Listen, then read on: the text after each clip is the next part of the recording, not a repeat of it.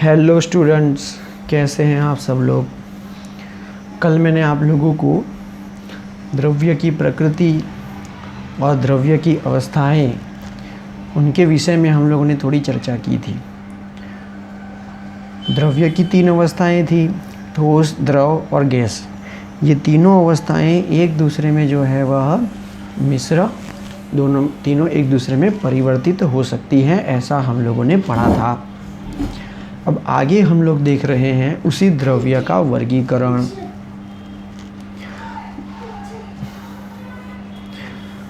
द्रव्य का वर्गीकरण में हम लोग देख रहे हैं कि द्रव्य को 2 प्रकार से वर्गीकृत कर सकते हैं। एक है मिश्रण और दूसरा है शुद्ध पदार्थ।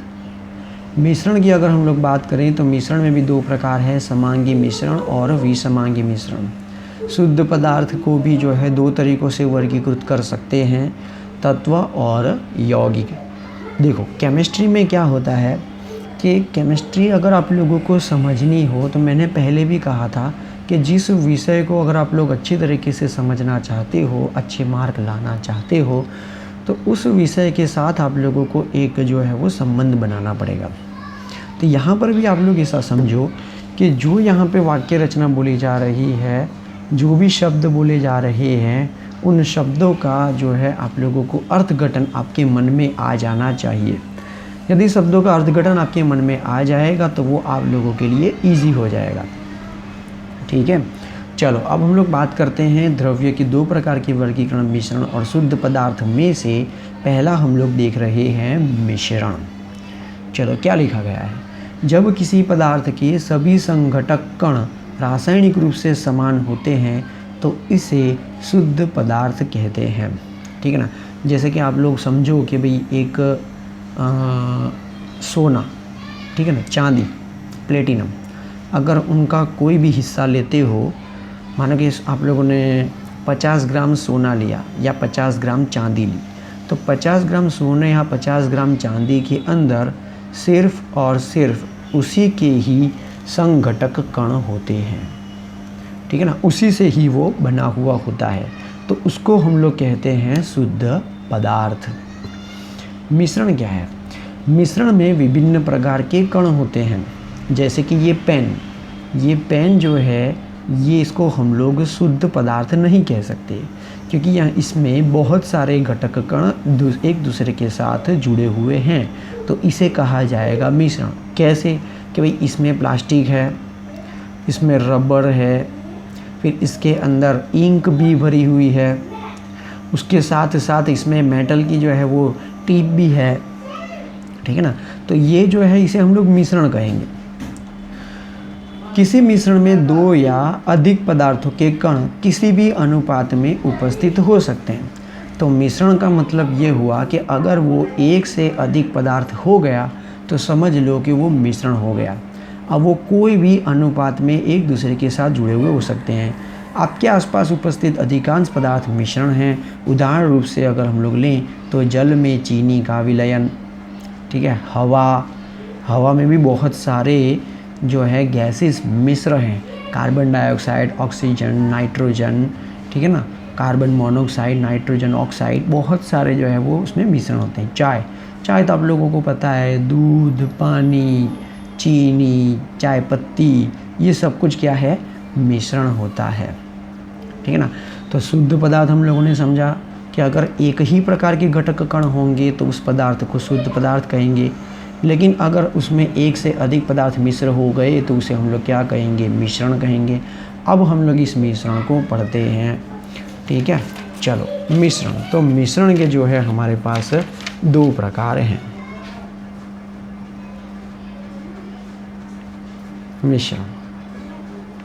मिश्रण में पहला है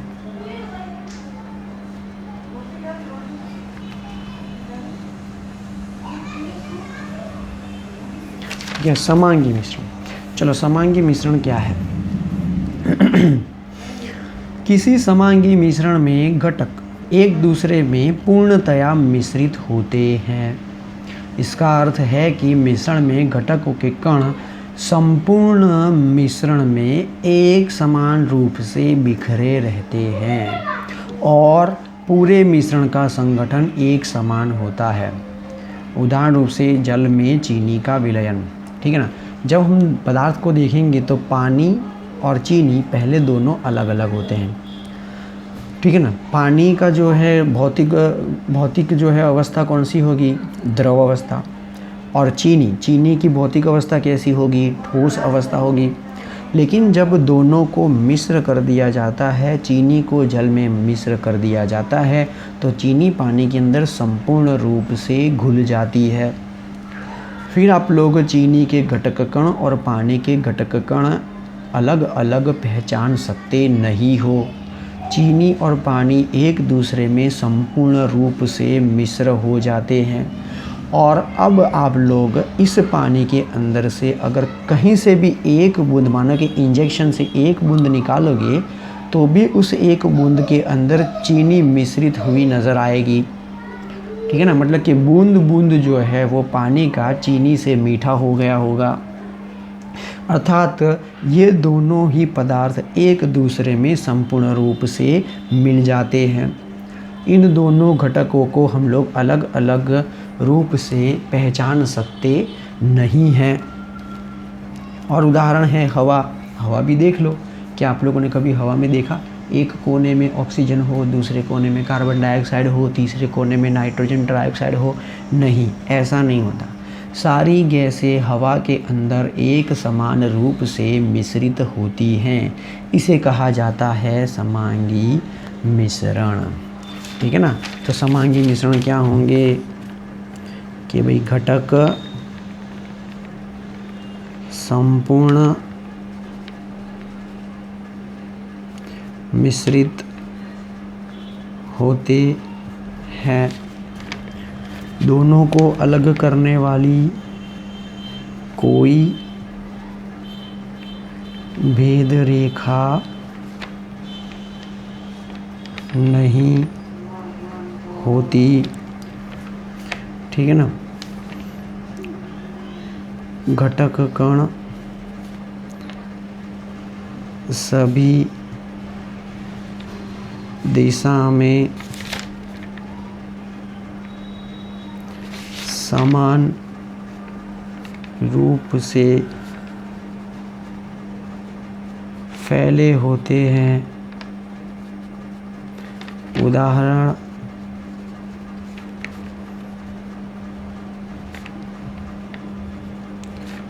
चीनी का जल में मिश्रण। और उदाहरण ले सकते हो आप लोग, हाँ, पानी का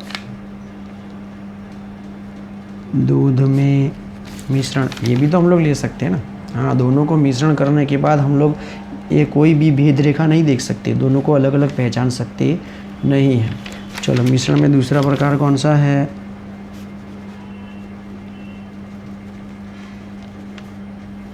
विसमांगी मिश्रण।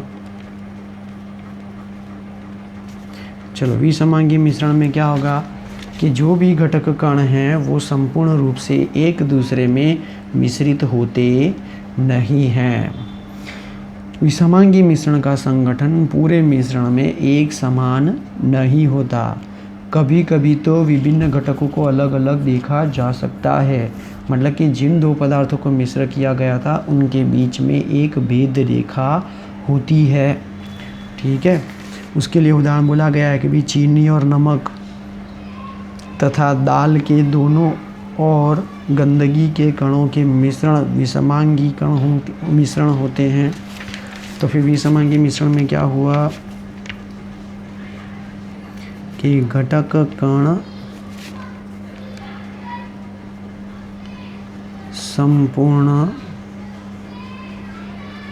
मिश्रित नहीं होते।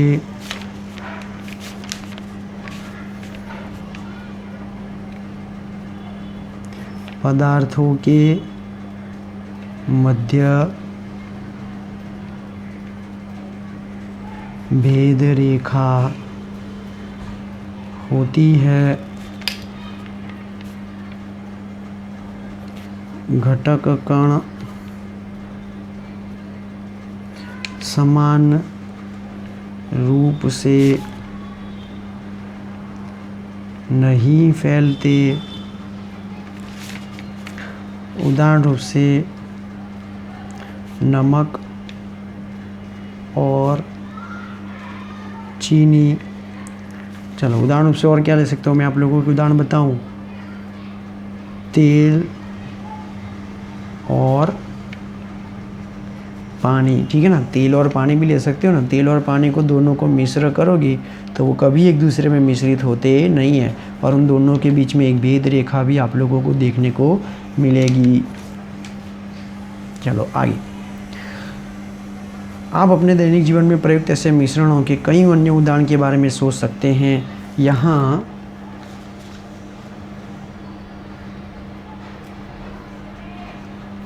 यह बताना उचित होगा कि किसी मिश्रण के घटकों को हाथ से बीनने, छानने, क्रिस्टलन, आसवन आदि भौतिक विधियों के उपयोग द्वारा अलग किया जा सकता है, ठीक है ना।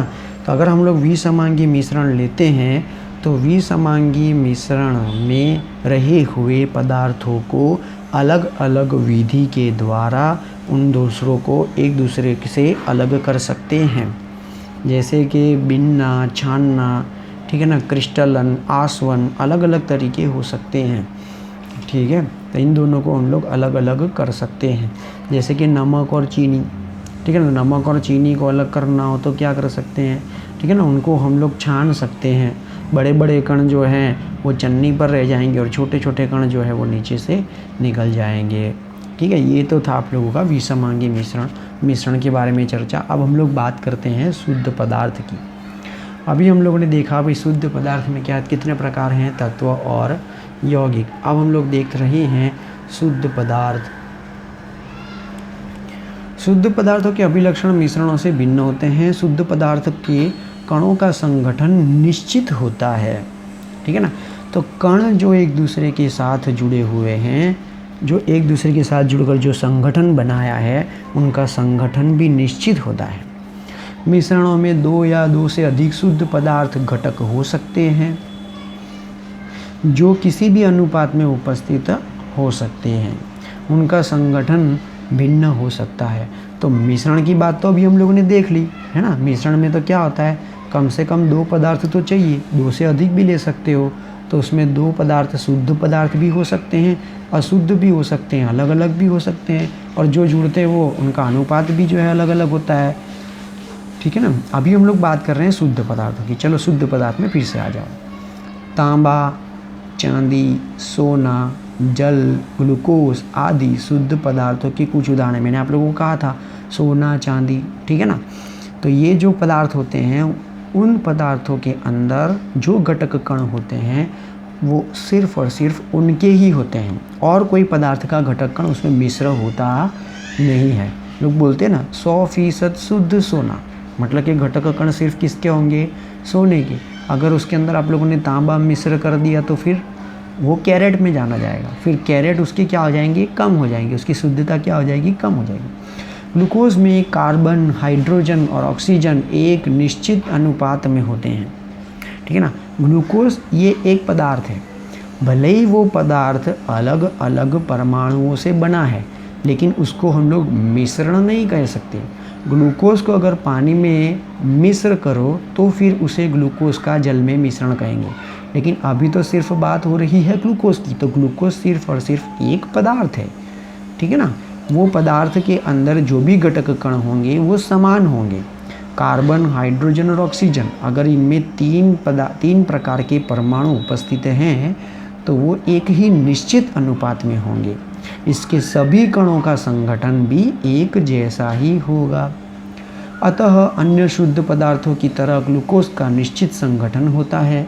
इसके अतिरिक्त ग्लूकोज के संगठक को कार्बन, हाइड्रोजन, ऑक्सीजन को सामान्य भौतिक विधियों से अलग नहीं किया जा सकता। देखो, मिश्रण होते हुए पदार्थों को हम लोग अलग अलग विधि के द्वारा उनको जो है अलग कर सकते हैं, भिन्न भिन्न विधियों द्वारा उसे अलग हम लोग कर सकते हैं। लेकिन जब शुद्ध पदार्थ होता है और वो शुद्ध पदार्थ जिस घटक कणों से बना हुआ होता है उस घटक कणों को हम लोग अलग अलग नहीं कर सकते। उसके छोटे छोटे रूप बना सकते हैं लेकिन उनको अलग नहीं कर सकते। जैसे कार्बन, हाइड्रोजन और ऑक्सीजन अगर वो समान अनुपात में जुड़े हुए हैं तो उनमें से कार्बन को अलग, हाइड्रोजन को अलग और ऑक्सीजन को अलग कभी नहीं कर सकते। ठीक है ना, वो ग्लूकोज तो ग्लूकोज ही रहेगा। आगे, शुद्ध पदार्थों को पुनः तत्वों तथा यौगिकों में वर्गीकृत किया जा सकता है। ठीक है ना। अब शुद्ध पदार्थों को गौर से समझना है। अब शुद्ध पदार्थों के दो हिस्से हो रहे हैं, तत्व और यौगिक। देखो विद्यार्थियों, आप लोग तत्व और यौगिकों के बारे में 9वीं कक्षा से पढ़ते आ रहे हो। ठीक है ना। जैसे कि अगर मैं आप लोगों को एक एग्जाम्पल बताऊं कि हाइड्रोजन, कि भाई हाइड्रोजन गैस, तो हाइड्रोजन गैस के अंदर उनके परमाणु होते हैं। हाइड्रोजन ये एक अणु है, उनके अंदर उसका एक परमाणु होता है। परमाणु किसका होगा? हाइड्रोजन का ही होगा। ठीक है। हाँ, तो उस परमाणु को हम लोग कहते हैं तत्व। ठीक है। तत्व तथा यौगिक में वर्गीकृत किया जाएगा। अब आगे देख रहे हैं, इनमें एक ही प्रकार के कण होते हैं। ये कण परमाणु या अणु हो सकते हैं। आप अपनी पिछली कक्षाओं से परमाणु और अणुओं से परिचित होंगे, लेकिन आप उनके बारे में चैप्टर नंबर 2 में विस्तार से पढ़ेंगे। तो हम लोग ये चैप्टर पूरा करेंगे, उसके बाद इसमें ज़्यादा हम लोग अभ्यास करेंगे। सोडियम, हाइड्रोजन, ऑक्सीजन, तांबा, चांदी आदि तत्वों के कुछ उदाहरण हैं।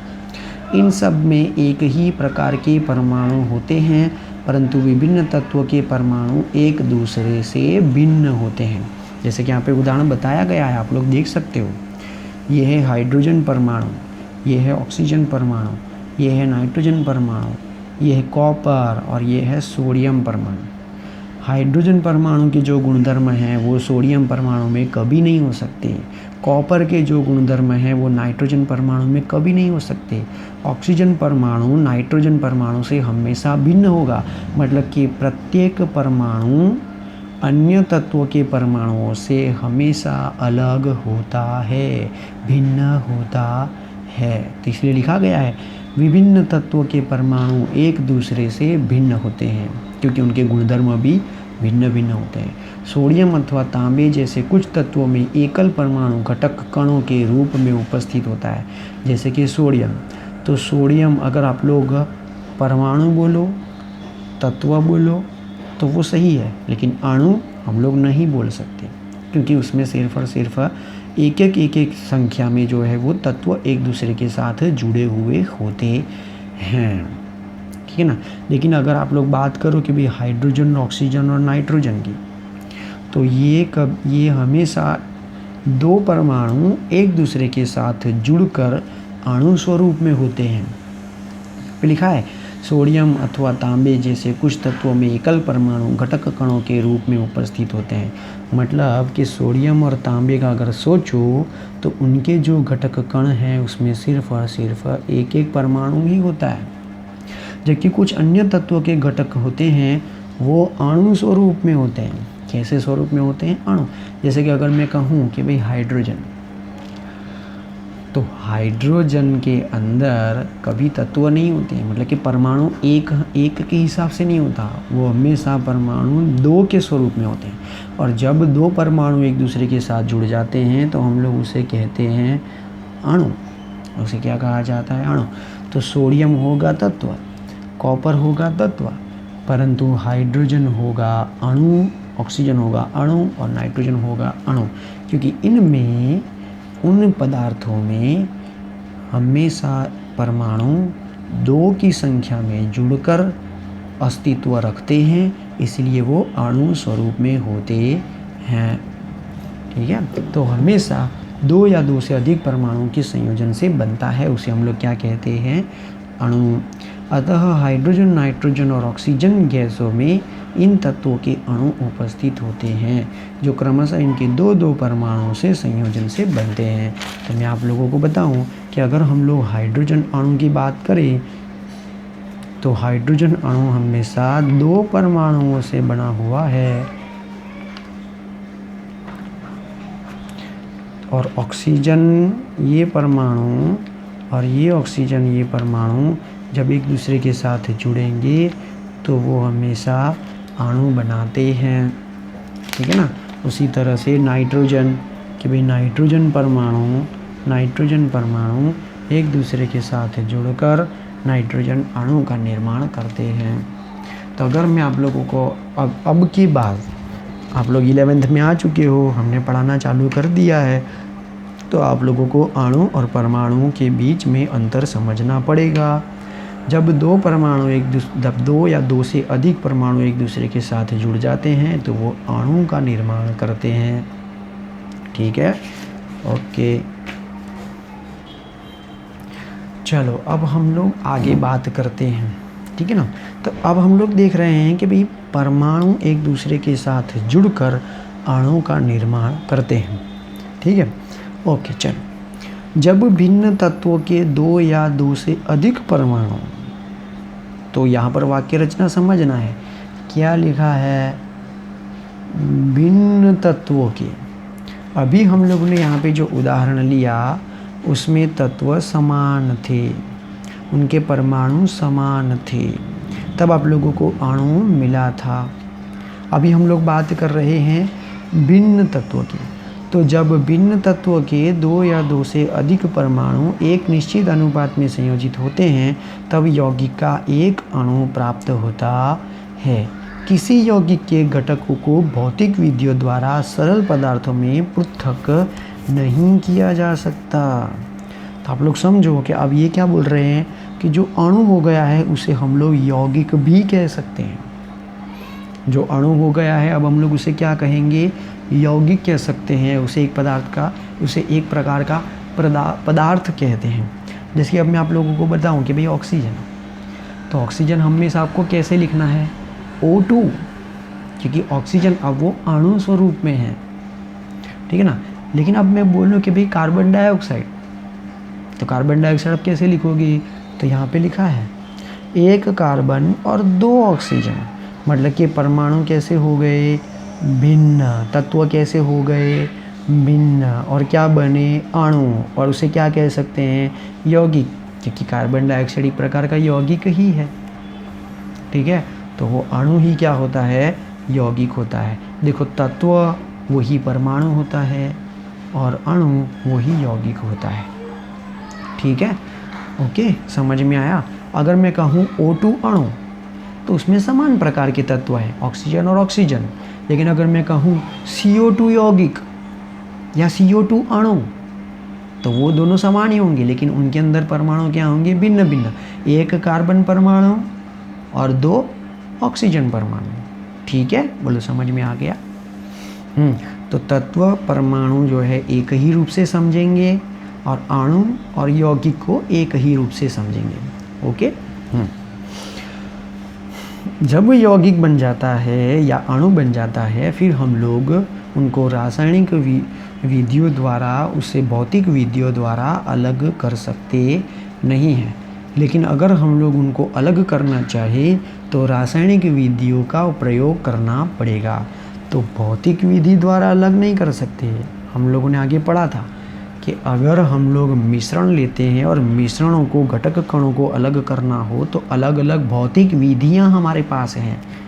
लेकिन अगर अणु में से परमाणु को अलग करना हो तो रासायनिक विधियों का इस्तेमाल करना पड़ेगा, भौतिक विधियां चलेंगी नहीं। देखते हैं उदाहरण, जल H2O, दो हाइड्रोजन और ऑक्सीजन, ये अणु हो गया, ये यौगिक हो गया, H2O यौगिक है। एमोनिया NH3, ये भी एक यौगिक है, ये एक अणु है। कार्बन डाइऑक्साइड, ये अणु है, यौगिक है। चीनी आदि यौगिकों के उदाहरण हैं। जल और कार्बन डाइऑक्साइड के अणुओं को चित्र में बताया गया है। अब हम लोग आगे देख रहे हैं कि आप लोग चित्र में देखा कि जल के एक अणु में दो हाइड्रोजन परमाणु और एक ऑक्सीजन परमाणु उपस्थित है। इसी प्रकार कार्बन डाइऑक्साइड के अणु में ऑक्सीजन के दो परमाणु हैं और कार्बन का एक परमाणु से संयोजित होते हैं। अतः किसी भी यौगिक में विभिन्न तत्वों के परमाणु एक निश्चित और स्थिर अनुपात में उपस्थित होते हैं। देखो फिक्स है, कार्बन डाइऑक्साइड हम लोग जब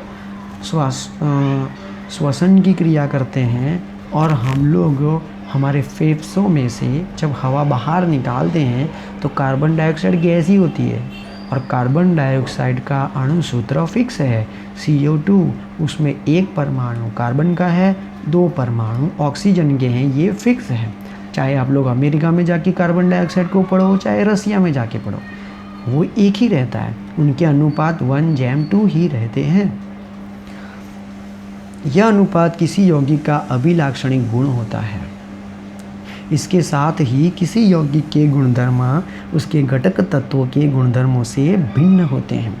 तो हमेशा याद रखो, जो यौगिक के गुणधर्म हैं वो अन्य यौगिक के गुणधर्म से अलग अलग होते हैं। ठीक है, तो हम लोग H2O के गुणधर्मों को कार्बन डाइऑक्साइड के गुणधर्म को समान नहीं बोल सकते। H2O पानी का जो गुणधर्म है वो अलग है, और कार्बन डाइऑक्साइड का जो गुणधर्म है वो अलग है। ठीक है, चलो आगे। उदाहरण रूप से हाइड्रोजन और ऑक्सीजन गैसें हैं। तो यहाँ पर एक और उदाहरण बताया गया है कि जब हम लोग तत्वों से यौगिक का निर्माण करते हैं, ठीक है ना, जब अलग अलग तत्वों से यौगिक का निर्माण करते हैं तो पुराने तत्वों का जो गुणधर्म होता है वो यौगिक बनने के बाद खो देते हैं। कैसे खो देते हैं वो मैं आप लोगों को बताता हूँ।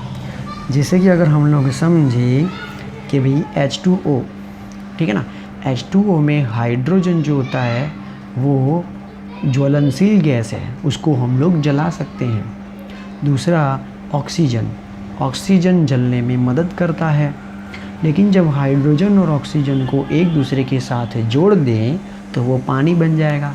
तो पानी को क्या करेगा, जले हुए को बुझाएगा। ठीक है ना, हाँ। चलो, तो यहाँ पे टेक्स्ट बुक में एक और उदाहरण दिया है कि भाई अगर हाइड्रोजन और ऑक्सीजन पहले जब अलग अलग होते हैं तो हाइड्रोजन और ऑक्सीजन दोनों ही गैस अवस्था में होते हैं, लेकिन जब दोनों मिश्र हो जाते हैं, जब यौगिक का निर्माण करते हैं और जब H2O बनाते हैं तो वो द्रव अवस्था में आ जाते हैं। ठीक है, यह भी जानना रोचक होगा कि हाइड्रोजन एक तेज ध्वनि के साथ जलती है और ऑक्सीजन दहन में सहायक होती है, परंतु जल का उपयोग एक अग्निशामक के रूप में किया जाता है। ठीक है, तो आप लोगों का यहाँ पर एक और टॉपिक हो जाता है द्रव्य का वर्गीकरण। तो द्रव्य का वर्गीकरण हम लोगों ने बहुत अच्छी तरीके से समझा है। द्रव्य का वर्गीकरण इस तरह से हुआ था कि उसमें 2 प्रकार थे, मिश्रण और शुद्ध पदार्थ। पहले हम लोगों ने मिश्रण का अभ्यास किया, उसके 2 प्रकार हैं, समांगी और विसमांगी। उसके बाद हम लोगों ने शुद्ध पदार्थ देखे, उसके 2 पदार्थ हैं, तत्व और यौगिक। ठीक है, तो ध्यान से आप लोगों को देखना है कि ये जो मिश्रण है वो तो बहुत सरल है। एक पदार्थ लो, दूसरा पदार्थ लो, दोनों में मिश्रण करो, हो गया मिश्रण। ठीक है, बात फिनिश हो गई। लेकिन शुद्ध पदार्थ में हम लोगों ने क्या समझा, तत्व और परमाणु एक ही नाम दे सकते हैं, और यौगिक और अणु दोनों को एक ही नाम हम लोग देते हैं। ठीक है ना, प्रत्येक तत्व का परमाणु अपना खुद का होता है स्वयं, जो दूसरे परमाणु से हमेशा अलग होता है, भिन्न होता है। और जब ये तत्व या परमाणु एक दूसरे के साथ जुड़ जाते हैं तो अणु या यौगिक बनाते हैं। उसमें भी 2 प्रकार के अणु या 2 प्रकार के यौगिक होते हैं। अगर समान प्रकार के परमाणु हैं, जैसे कि ये वाला उदाहरण था, जैसे समान प्रकार के परमाणु हैं तो उस एक ही प्रकार का अणु बनेगा। लेकिन अगर हम लोग भिन्न भिन्न परमाणु ले, जैसे कि 2 ऑक्सीजन और 1 कार्बन, तो फिर अणु मिलेगा कार्बन डाइऑक्साइड। तो इस तरीके से भी होता है। देखो विद्यार्थियों, आप लोगों को इतना समझना पड़ेगा कि मैंने आप लोगों को यहाँ पर जो है वो ऐसी बात बताई है, एक ऐसी बात है कि भाई परमाणु वो तत्व के अंदर होता है, मतलब कि तत्व जो है वो परमाणु का बनते हैं, तो दोनों को एक ही नाम दे सकते हैं कि भाई ना पर सोडियम तत्व में रहा हुआ परमाणु सोडियम ही होता है। ये हम लोग 9वीं कक्षा में पढ़ चुके हैं भैया। 9वीं कक्षा में विद्यार्थियों मित्रों आ चुका है ये सब कुछ। ठीक है ना, अगर हम लोग देखेंगे भी क्लोरीन, तो क्लोरीन तत्व का परमाणु क्लोरीन ही होता है। लेकिन जब हम लोग इन तत्वों का इस्तेमाल करें या परमाणु का इस्तेमाल करें कि भाई सोडियम परमाणु और क्लोरीन परमाणु तो जुड़ेंगे, तब आप लोगों को मिलेगा ये अणु। लेकिन इस अणु को हम लोग क्या कह सकते हैं, सोडियम क्लोराइड पदार्थ या यौगिक। ठीक है, तो आज के लिए जो है हम लोग इतना रखते हैं। अब कल जो है मैं नेक्स्ट आप लोगों के लिए एक और वीडियो लेकर आऊँगा और नेक्स्ट टॉपिक जो है मैं आप लोगों को समझाने का प्रयत्न करूँगा। तब तक जो है आप लोग अपना ध्यान रखिए और इसको जो है पढ़ते रहिए। और मैं तो कहता हूँ कि अगर आप लोग इसको एक बार लिखोगे तो आप लोगों को बेहतरीन से बेहतरीन जो है वो समझ में आ जाएगा। ठीक है, तो आप लोगों को बिल्कुल भी घबराना नहीं है। इन छोटे छोटे स्टेप्स को हम लोग लेकर जाएंगे और हमारा केमिस्ट्री पूर्ण रूप से पढ़ेंगे और अच्छे से अच्छा मार्क लाने का हम लोग प्रयत्न करेंगे। ठीक है, चलो मिलते हैं नेक्स्ट टाइम। तब तक के लिए बाय।